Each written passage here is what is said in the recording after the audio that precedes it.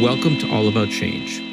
Now is a great time to check out my new book about activism, Find Your Fight. You can find Your Fight wherever you buy books, and you can learn more about it at jruderman.com. These days, young Jews look around and they have so many Jewish institutions to tap into. Federations, youth groups, synagogues, and advocacy groups define our community. And without proper knowledge, a person could take it all for granted. But that community was built by visionaries who knew what a strong Jewish community could be. Now, decades into Jewish American prominence, the institutions these Jews built are being maintained and expanded by a new generation of Jewish leaders like Jonah Platt. The son of an award-winning producer, Jonah has taken the opportunities granted to him and run. Alongside a widely successful career in acting and singing, Jonah has spent his career advocating for the Jewish people, sitting on the boards of Jewish organizations, participating widely in Jewish leadership programs, and speaking to Jews across the country. Just last week, as he launched the second season of the podcast, Jonah was awarded gold in the W3 Awards for Best Indie Podcast Host. It's so great to see unabashedly Jewish content getting recognized, and I'm excited to continue that recognition on the podcast today. Jonah Platt, welcome to All About Change. It's my pleasure to have you as my guest. Thank you. I'm happy to be here as your guest. Congratulations. Thank you. Because as you have launched your second season, you've won a couple of awards in the W3 Awards. You have paired this with Webby Award nominations and the Religious Communications Council Award. And I would say that your first season was a huge hit, so mazal tov on that. Thank you. Could you share some of the takeaways from your first season and what it meant to you? Oh boy, where to begin? In terms of what it meant to me, the feedback that I have gotten from this show has just been unbelievable. Not in terms of like personal praise, but in terms of the way that it's doing what it was so intended to do, which is to help people and to help people feel seen, to give people things to think about, to help encourage people to lean into their own sense of Jewish identity, or if they're a non-Jew, to lean into their responsibility as an ally, or to understand Jews better, or feel more comfortable in their own skin. And the feedback that I get is just so encouraging and really is what keeps me going doing this work, is just seeing the effect it has on people and how useful of a place and a tool and a community it has been for so many different kinds of people all over the world. So I want to talk a little bit about Hollywood. Sure. Because it's a field that I've been a little bit active in as a producer and executive producer, and have known or do know some great people in the industry. What has been your experience with other people in the industry, either willing to come out and talk about their Jewishness or unwillingness to do so? Yeah, I mean, there's, as you might expect, there is a range. And I have interacted with people on all parts of that spectrum. There are, as you say, many Jews who have engaged more deeply than they ever have not shied away from this moment, are using their voices and their influence and their relationships to really stand up for Jews in meaningful ways and to work on camera, behind the scenes, all the ways that matter. And I love those people and I'm inspired by them and encouraged by their energy and urgency. Then there are people who are not that. There are people who are not that in a couple of ways. They're not that in, they were never going to be that. They're not engaged. This didn't wake them up. It's business kind of as usual. I'm going to keep my head down. I don't want to get involved. I'm a Jew sort of in name, but not really in heart. And I'm not going to bat here. And then there are people who are actively, afraid. And, people in Hollywood who I've asked, do you want to come on the show? And who have said no, not out of, scheduling or whatever, but out of sort of a reluctance to talk about being Jewish publicly. Right. And, my wife, Shira, is on the board of the Academy Museum. Oh, wow. And, the Academy Museum left off the story of the Jewish beginnings of Hollywood, and then did an exhibit, which is interesting, called Hollywoodland, in which the major studios that began out in Los Angeles were started by Jews, mainly in the garment industry, who came out west and started their own industry. And they themselves hid their Jewishness. They, were not outwardly Jewish. Their movies, which are some of the classic movies, did not feature Jewish characters. It was something that, they almost wanted to fit in so much that Judaism was something that they wanted to leave behind. And I'm wondering if there's a remnant of that going on right now. Yeah, I think that's exactly what you have said is 100% accurate. It's something I speak about a lot. The beginnings of Hollywood were built, as you say, on the notion of hiding your Jewishness. But they had a lot better reason than we do now when we don't examine it. I mean, these are European immigrants coming to a new country and wanting to establish themselves as Americans and be successful and be part of this amazing country, their new adopted home.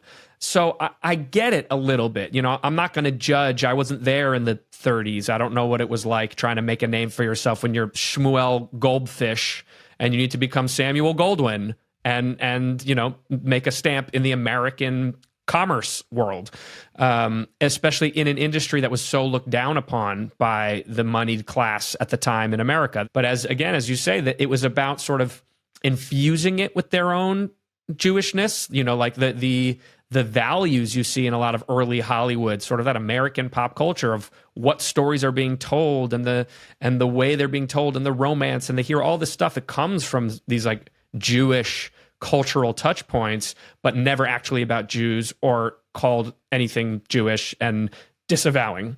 And I think that's the legacy. And I think that's sort of always been in the water in Hollywood. I don't think that's brand new today.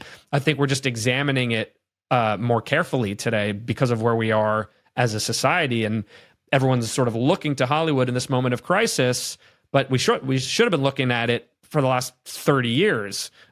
Being like, how come the Jews are still keeping their heads down and hiding and distancing? And the only Jewish characters I'm seeing on TV are either, Jewish in sort of name and American culture only, but not really affiliated, or, distancing themselves, self-deprecating Judaism, or just, black hat Orthodox Jews that the typical person feels very removed from. We've been having issues for a long time. And I think one of the big changes we need to make as a Jewish community outside of Hollywood, and definitely within Hollywood, is flipping that switch from keeping your head down, disassociating, hiding because maybe they'll leave us alone, to, well, they're not going to leave us alone even when we're hiding, so we might as well be loud and proud and looking out for ourselves and celebrating what makes us great. Exactly.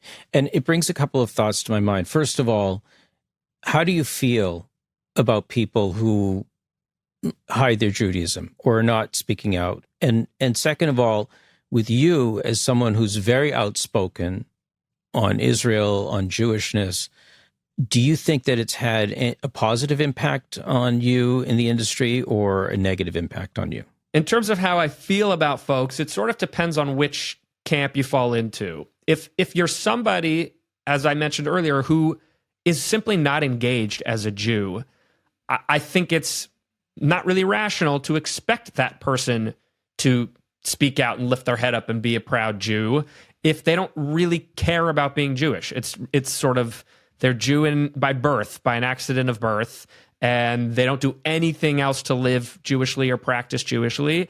And I think that's one of the mistakes we make as a wider Jewish community. With anybody who can claim the title of Jew, we're like, why aren't they standing up for us? That's not someone I'm trying to necessarily reach. The people who I want to reach and what I do have feelings about are the people who do identify as Jews and do feel connected and are needing encouragement and needing a challenge to sort of wake them out of their current status quo and say, hey, we need you. This is an all hands on deck moment. If you care about being Jewish, if that is an important piece of your identity, like if this isn't the moment that you're going to pick your head up and say, I'm here, I'm proud, I'm not going anywhere, what could it possibly take, right? So I think this is the time for those people. And so I feel a duty to those people to help them understand the stakes and to not be afraid And to that end, in my career personally, it's harder to answer because I've shifted so, wholeheartedly into advocacy and into my show. It's not like I'm in an audition room every single week anymore. All I can say is I haven't felt or heard anything negative. Obviously, if there's conversations I'm not privy to about me, I wouldn't know because I'm not privy to them. But what I will say, and what I've observed and heard firsthand from basically everybody in the industry, is even if you get burned by being loud, proud, and Jewish, once that sort of those negative, toxic people fall away, people you don't want to be involved with anyway. If someone doesn't want to be involved with you because you're a Jew, that's not someone you want to be involved with. Once they go away, all the other people who are so encouraged and excited and energized by you and see you like, oh my God, I didn't know you were one of us too, they flock to you like a magnet. And you get all these new opportunities and new relationships. And that I'm seeing over and over again. I mean, the people who find each other in the dark are all doing projects together, and it's sort of all new friendships, and only positive things come out the other side. So I would certainly encourage folks to put away that fear and choose to live as their authentic selves. Well, very well said, and you're an example for many. And in an article about telling positive Jewish stories, about celebrating Jewish life, and you talk about Adam Sandler's recent movie about his daughter's bat mitzvah. I was thinking about Happy Gilmore 2, and yes, it's not overtly Jewish, but he's in his house in I don't know if it's in Boston or whatever, but there's a mezuzah on the door, and the kids are talking about grandma's brisket, and throughout his movies, there's this sprinkling of hey, I'm Jewish, I'm not embarrassed about it, I'm going to talk about it. And too often you don't see that. Do you see more of that coming along, or do you see an issue with it? There's only one Adam Sandler. I mean, he has probably done more to put real Jewishness into pop culture than kind of almost anybody. I mean, I'm sure there are others I'm not thinking of, but the fact that he's got 1 million people singing a song about Hanukkah, not a lot of people doing that. And I had the same reaction, Jay, when I watched Happy Gilmore 2. I couldn't believe it. I was like, he is planting a flag. He's like, guess what, guys? Happy Gilmore's Jewish. And to me, it was sort of his message to the people, Jewish people, being like, I'm with you. Everybody knows I'm Jewish, and it's important to me, and this is who I am. And I love that. I don't see a lot of people doing that. More commonly, you'll get people doing that off screen. But a lot of it comes from, he's in a position to write his own ticket, and he gets to make the decisions and say, here's what we're doing. This is my thing. I know there are a lot of engaged Jews in Hollywood who are now trying to come together and do projects together and empower each other, from the writer to the director to the studio to the actors. So I would hope within the next 1 to 2 years, you're going to start seeing even more of that stuff. But there's only so many people who really have the ability to say, this is what we're doing. I don't need anyone else's permission. I'm the one who gives the permission, and it's going to be Jewish. And do you think it's weird when you juxtapose it to the movement for authenticity in Hollywood? So many different groups are very much vocal, and there has been many more examples of authentic representation. I myself was very involved for many, many years in Hollywood in promoting the authentic portrayal of people with disabilities in film. And we've made great strides. And there's more and more films where people with disabilities are representing themselves on screen.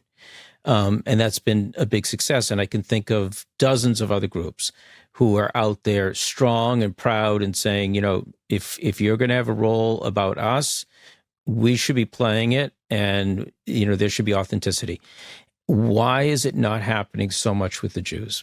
I would push back on that a little bit. I think it is happening to a degree with the Jews. I think it's a case-by-case thing. And I've talked about this a lot, as you might imagine. To me personally, it is a case-by-case thing. There are certain cases where I get it when they don't cast a Jew. For example, in the Golda Meir film, when they cast Helen Mirren, I get that one. She had the director, writer, like crew, those were all Israelis, Jews. She had the full sign off of the family.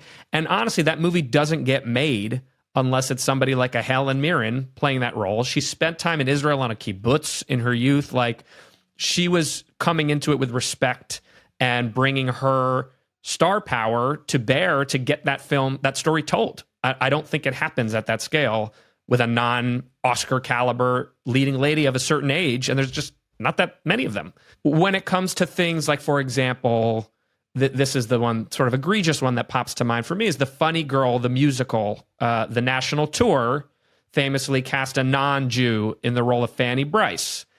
That is a totally different story to me. There's a million actresses who could have played that role, and a lot of Jewish ones could have done it. And it's a show about a famous Jewish performer whose Jewishness was so intrinsic to her personality. And to give that one away when you really didn't have to a non-Jew, that felt egregious to me. That's like an easy layup. You're talking about musical theater. I could name off the top of my head 30 amazing young Jewish female actresses who could have done that. So that bothers me. But I do see generally an awareness that this is a thing. Okay. I'd like to see, I think part of it is the nature of the stories that are getting told. Again, it comes back to, like, are the narratives Jewish stories? Or are they stories where we're writing the lead character is the non-Jewish savior? Like you get in a lot of Holocaust narratives, or, Inglourious Bastards, amazing film where, we're sticking it to Hitler. Yeah, I loved it. But incredible. But the main guy is Brad Pitt. Right. Like it's always this like non-Jewish dude who's like gets to be the kind of hero. So that's more of an issue, I think. And I think if we correct that, if that character becomes a super Jewish dude, then we're going to have more naturally Jews in those roles. There's something else that you've talked about which really resonated with me, because I've done a lot of work in Israel educating Israelis, politicians, journalists, influential leaders in the community about the American Jewish community, and basically saying the American Jewish community does not look like Israel. It's a different community. The reform movement is, 30, 40% of the community, extremely influential, and it doesn't help to denigrate a community. And you've talked about, calling people bad Jews. Now, this is sort of like inside baseball in the Jewish community, but what is going on there? Why are we labeling each other as good or bad, and how is that at all helpful? That's the question, right? I mean, it's more rhetorical than it is something I can answer. I don't know, and you're actually inspiring me. Like, maybe this is something I need to really dig into in a fact-finding kind of way and really listen on this. Is obviously I observe this and call it out all the time. And so much of what my advocacy and my show is all about is inclusivity within Judaism. But there is this really, negative streak of in versus out. Are you good enough? Are you Jewish enough to hang with us in a way that I think is like morally reprehensible and strategically idiotic? Most bad behaviors in life come, if you like trace them, they come from fear, right? So like, I would assume the fear is we're disappearing.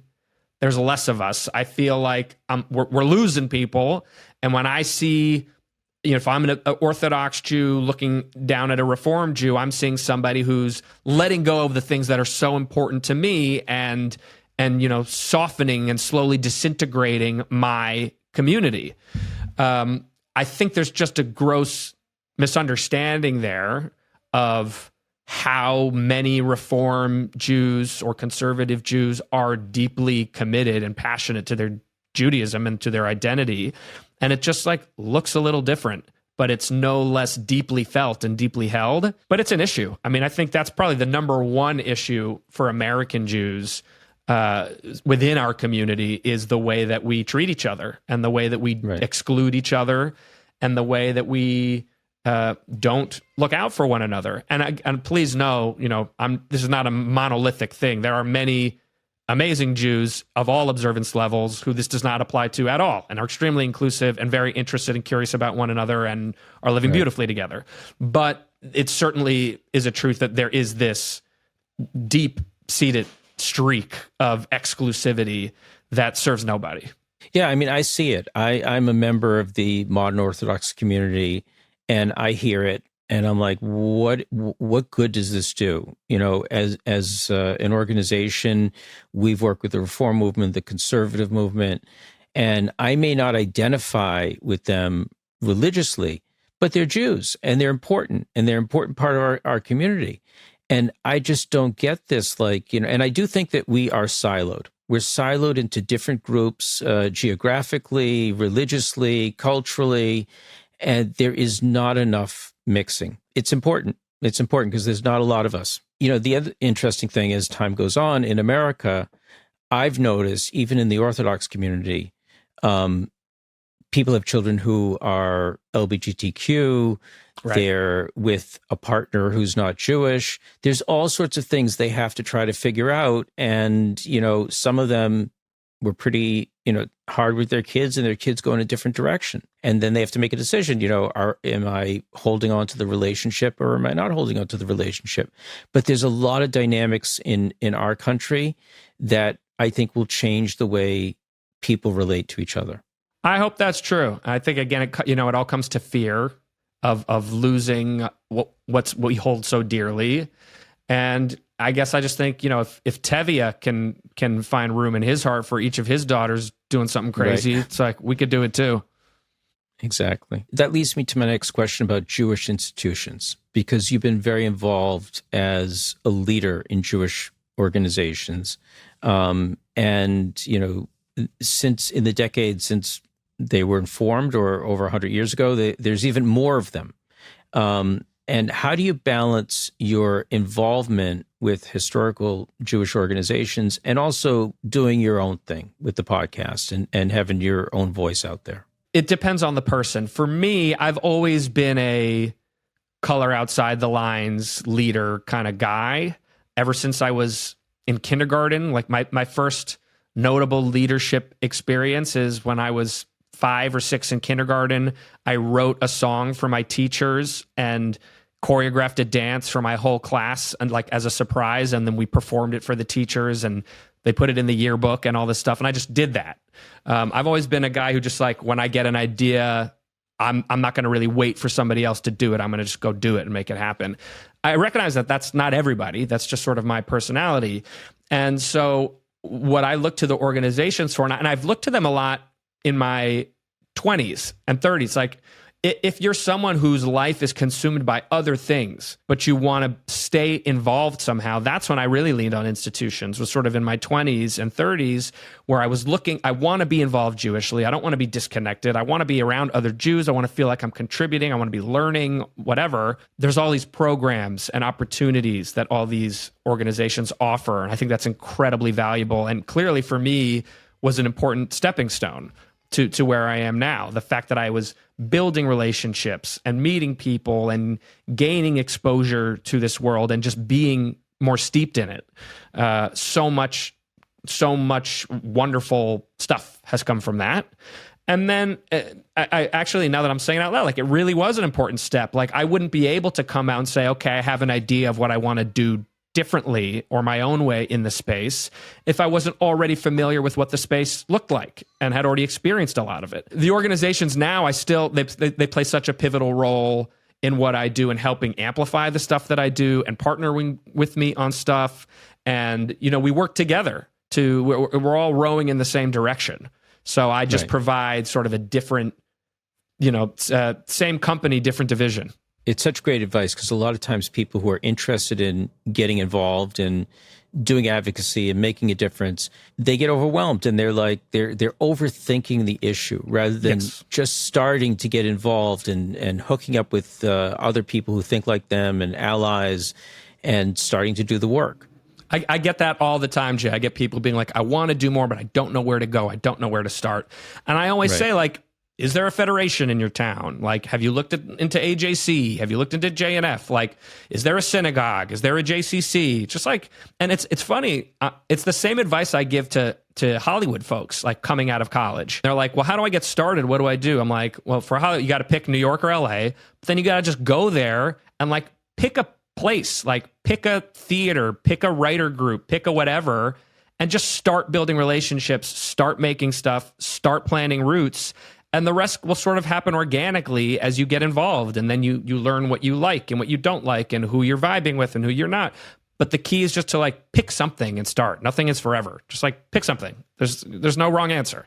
Jonah, I want to end by talking about some of the projects you're involved in. And I know you're producing an upcoming film called The Mensch.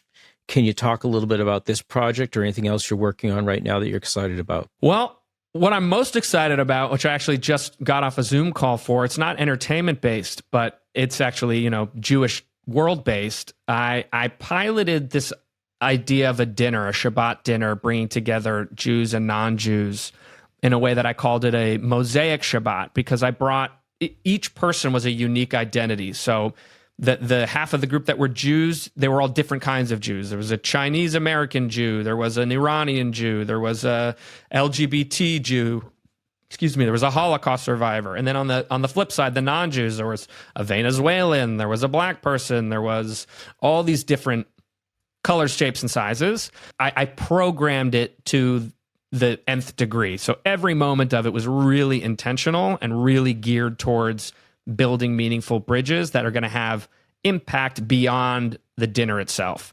And I am looking on how to really scale that up and not just scale up the events itself, but scale up the analysis and the data collection so that I can really see if what I'm sort of now anecdotally observing is working and have an instinct that it is working. I can really quantify it and say, follow this playbook, and we actually do change people's attitudes and do build meaningful bridges between communities, because I think those things are so important. And short of, a landmark cultural offering in the guise of a film or TV show that can humanize Jews at scale, it has to be on a people to people level, and just sort of every day another heart and mind changed one by one.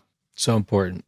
Do you want to say a couple words about The Mensch? Sure. The Mensch is, it's my version of trying to sort of put my money where my mouth is in terms of the kinds of narratives I want to see on screen. It is an entertaining contemporary story that happens to be about Jews, and not just Jews, but Jews who are three-dimensional, who are engaged and proud of their Judaism, but then also struggle with it and have crises of faith.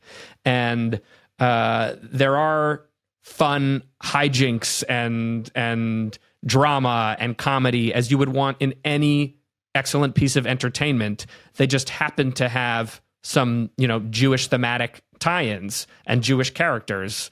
And I think that's like, I want to see 100 of those kinds of projects with all different kinds of like this one takes place in New Mexico. It is about a female rabbi and a female congregant. It doesn't need to be about a rabbi to be a Jewish film. It doesn't need to be about, the sort of big MacGuffin in this film is this priceless Torah that goes missing that they have to track down. But it doesn't have to be that. It could be anything as long as the characters, and that's why I liked Adam Sandler's film, You're So Not Invited to My Bat Mitzvah, it was really like a teen movie with like a coming of age story, but the vehicle for it was a girl dealing with her bat mitzvah. We need that kind of framework. Well, Jonah Platt, thank you so much for being my guest on All About Change. And I want to wish you to go from strength to strength. You're doing amazing work, and keep doing it. Thank you, Jay. I appreciate it so much. Thank you for being part of the All About Change community. We aim to spark ideas for personal activism, helping you find your pathway to action beyond awareness. So thank you for investing your time with us, learning and thinking about how just one person can make the choice to build a community and improve our world. I believe in the power of informed people like you to drive real change, and I know that what we explored today will be a tool for you in that effort. All right, I'll see you in 2 weeks for our next conversation, but just one small ask. Please hit subscribe and leave us a comment below. It lets us know that you value this content and it supports our mission to widely share these perspectives. If you're looking for more inspiration, check out this next video. I chose it for you, and I know you're going to enjoy it. I'm Jay Ruderman. Let's continue working towards meaningful change together.